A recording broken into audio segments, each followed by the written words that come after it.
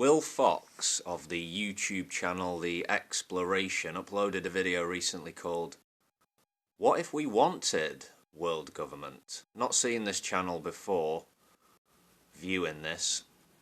He described his content as historical and political topics with depth not found anywhere else. So, clearly a humble fellow. I'll link the video below. To be fair, it is a well-researched video. A lot of information is packed in, but I suspect this Will Fox, by employing the term global Leviathan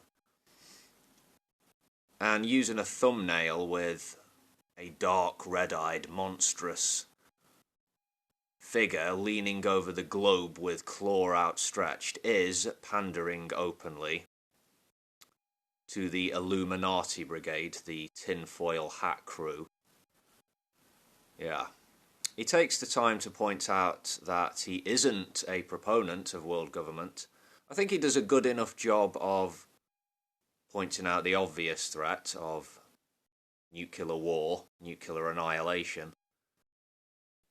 And for those of us interested in international affairs, international politics, we're well aware of the limitations, shortcomings of the United Nations.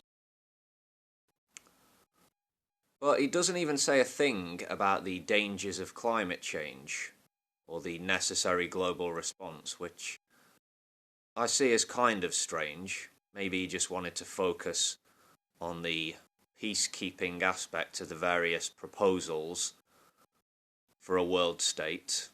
Anyway, let's look at some comments on this one. Digging straight in, Pip Santos says, "We are in a time described by Dickens. Both extremes are simultaneously coexisting. Puzzling how obesity and starvation can exist together, side by side.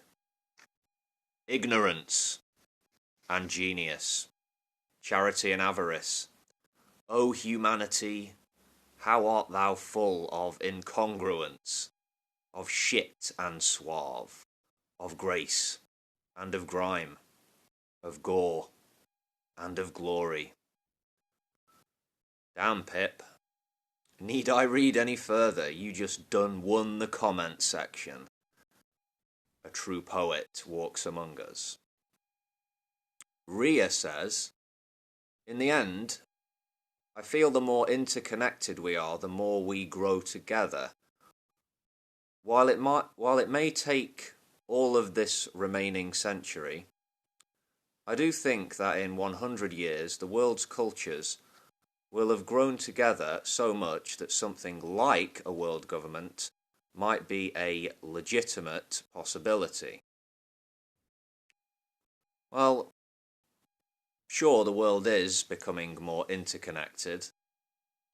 We're already in a globalized world, but cultural diversity remains, local, national, tribal traditions remain, and differences will always exist, making life interesting.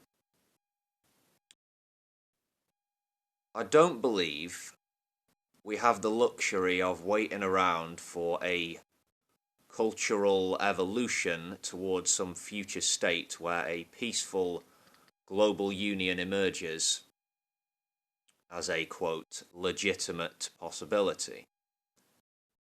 And I hear this maybe in 100 years line trotted out almost every time the subject of world government comes up.